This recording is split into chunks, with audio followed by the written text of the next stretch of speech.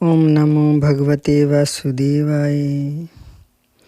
श्रीमद् भागवत महापुराण के द्वितीय खंड की दशम स्कंद का 42वां अध्याय। कुब्जा पर कृपा, धनुष भंग और कंस की घबराहट। श्री सुखदेव जी कहते हैं, परीक्षित, इसके बाद भगवान श्री कृष्ण जब अपनी मंडली के साथ राजमार्ग से आगे बढ़े तब उन्होंने एक जूती स्त्री को देखा। उसका मुंह तो सुंदर था, परंतु वह शरीर से कुबड़ी थी। इसी से उसका नाम पड़ गया था कुब्जा।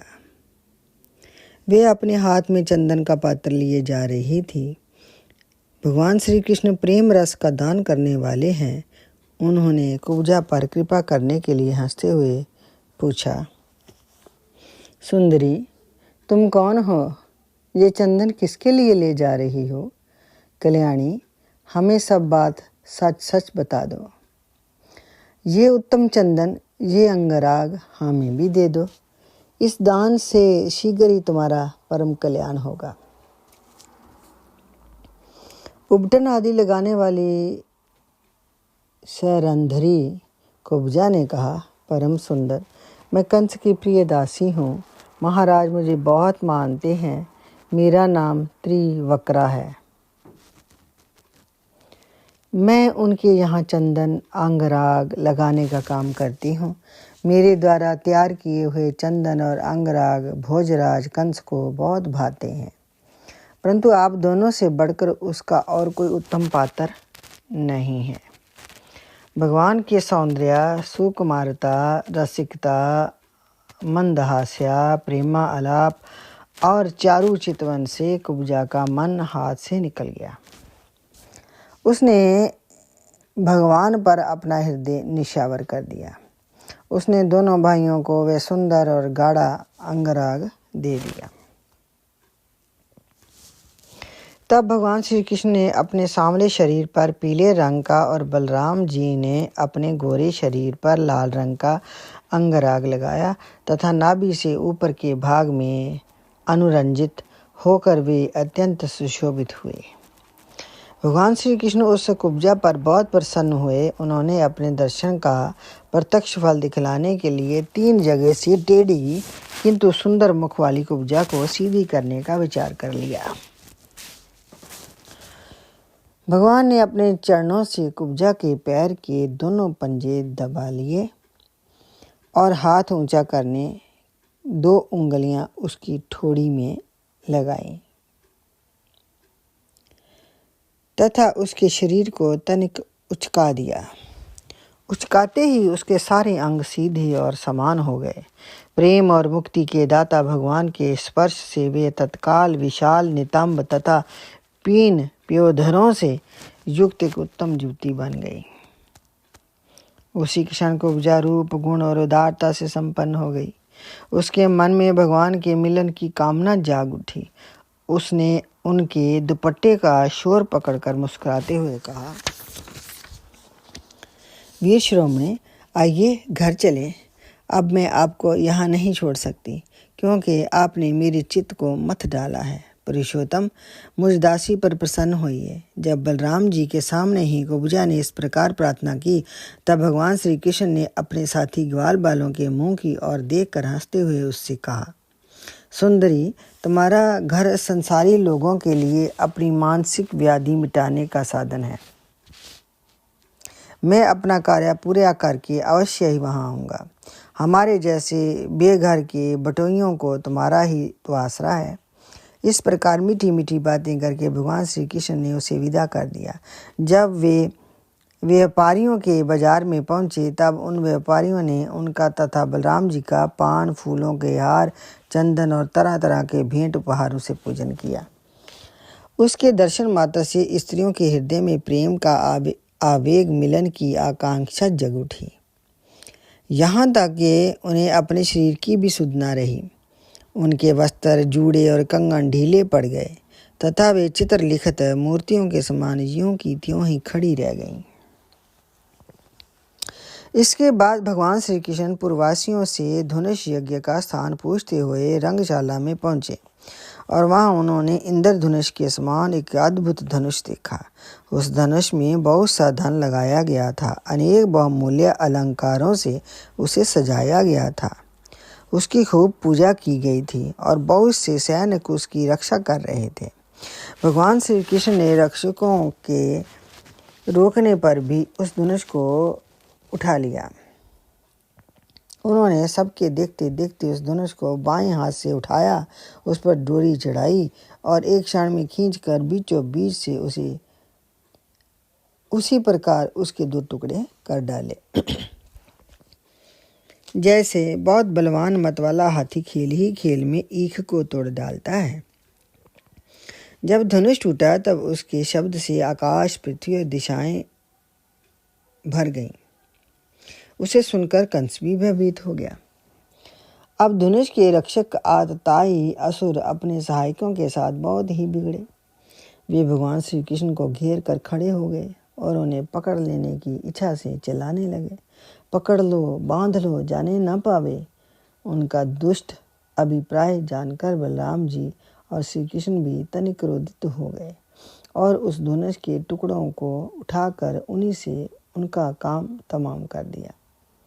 उन्हीं धनुष खंडों से उन्होंने उन असुरों की सहायता के लिए कंस की भेजी हुई सेना का भी संहार कर डाला। इसके बाद वे यज्ञशाला के प्रधान द्वार से होकर बाहर निकल आए और बड़े आनंद से मथुरापुरी की शोभा देखते हुए विचरने लगे। जब नगर निवासियों ने दोनों भाइयों के इस अद्भुत पराक्रम की बात सुनी और उनके तेज, साहस तथा अनुपम रूप को देखा, तब उन्होंने यही निश्चय किया कि हो न हो ये दोनों भाई श्रेष्ठ देवता हैं। इस प्रकार भगवान श्री कृष्ण और बलराम पूरी स्वतंत्रता से मथुरापुरी में विचरण करने लगे। जब सूर्यास्त हो गया तब दोनों भाई ग्वाल बालों से घिरे हुए नगर से बाहर अपने डेरे पर जहाँ छकड़े थे लौट आए। तीनों लोकों के बड़े बड़े देवता चाहते थे कि लक्ष्मी हमें मिले, परंतु उन्होंने सबका परित्याग कर दिया और ना चाहने वाले भगवान का वर्ण किया। उन्हीं को सदा के लिए अपना निवास स्थान बना लिया। मथुरावासी उन्हीं पुरुषभूषण भगवान श्री कृष्ण के अंग अंग का सौंदर्य देख रहे थे। उनका कितना सौभाग्य है।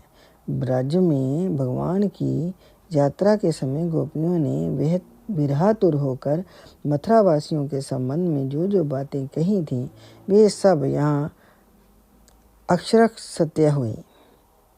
सचमुच वे परमानंद में मगन हो गए। फिर हाथ पैर धोकर श्री कृष्ण और बलराम जी ने दूध में बने हुए खीर आदि पदार्थों का भोजन किया और कंस आगे क्या करना चाहता है इस बात का पता लगाकर उस रात को वही आराम से सो गए।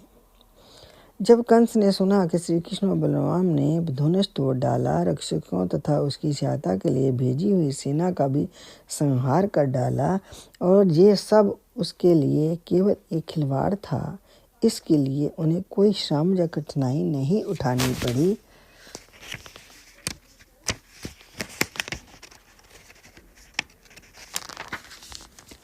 तब वे बहुत ही डर गया। उस दुर्बुद्धि को बहुत देर तक नींद न आई। उसे जागृत अवस्था में तथा स्वप्न में भी बहुत से ऐसे अपशकुन हुए जो उसकी मृत्यु के सूचक थे।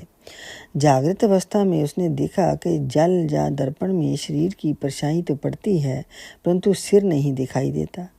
उंगली आदि की आड़ ना होने पर भी चंद्रमा, तारे और दीपक आदि की ज्योतियाँ उसे दो दो दिखाई पड़ती थीं। छाया में छेद दिखाई पड़ता है और कानों में उंगली डालकर सुनने पर भी प्राणों का घूं घूं शब्द नहीं सुनाई पड़ता। वृक्ष सुनहले प्रतीत होते हैं और बालू या कीचड़ में अपने पैरों के चिन्ह नहीं दिख पड़ते। कंस ने स्वप्न अवस्था में देखा कि विपरीतों के गले लग रहा है, गधे पर चढ़कर चलता है और विष खा रहा है। उसका सारा शरीर तेल से तर है। गले में जपा कुसुम भाव अड़हुल की माला है और नग्न होकर कहीं जा रहा है। स्वप्न और जागृत अवस्था में उसने इसी प्रकार के और भी बहुत से अपशकुन देखे। उसके कारण उसे बड़ी चिंता हो गई। वे मृत्यु से डर गया और उसे नींद न आई। परीक्षित जब रात बीत गई और सूर्य नारायण पूर्व समुद्र से ऊपर उठे तब राजा कंस ने मल्ल क्रीड़ा भाव दंगल का महोत्सव प्रारंभ कराया। राज कर्मचारियों ने रंगभूमि को भली भांति सजाया। तुरही भेरी आदि बाजे बजने लगे। लोगों के बैठने के मंच फूलों के गजरों, झंडियों, वस्त्र और बंधनवारों से सजा दिए गए। उन पर ब्राह्मण, क्षत्रिय आदि नागरिक तथा ग्रामवासी सब यथासन बैठ गए। राजा लोग भी अपने अपने निश्चित स्थान पर जा डटे। राजा कंस अपने मंत्रियों के साथ मंडलेश्वरों के बीच में सबसे श्रेष्ठ राज सिंहासन पर बैठा। इस समय भी अपशकुनों के कारण उसका चित्त घबराया हुआ था। तब पहलवानों के ताल ठोकने के साथ ही बाजे बजने लगे और गर्बीले पहलवान खूब सज धज कर अपने अपने उस्तादों के साथ अखाड़ों में आ उतरे। चाणूर, मुष्टक, कूट, शल और तोशल आदि प्रधान पहलवान बाजों की सुमधुर ध्वनि से उत्साहित होकर अखाड़े में आकर खड़े हो गए। इसी समय भोजराज कंस ने नंद आदि गोपों को बुलाया। उन लोगों ने आकर उसे तरह तरह की भेंटें दी और फिर जाकर वे अपने मंच पर बैठ गए। अति श्रीमद्भागवत महापुराण के 10वें स्कंद का 42वां अध्याय संपूर्ण। आरती श्रीमद्भागवत महापुराण की।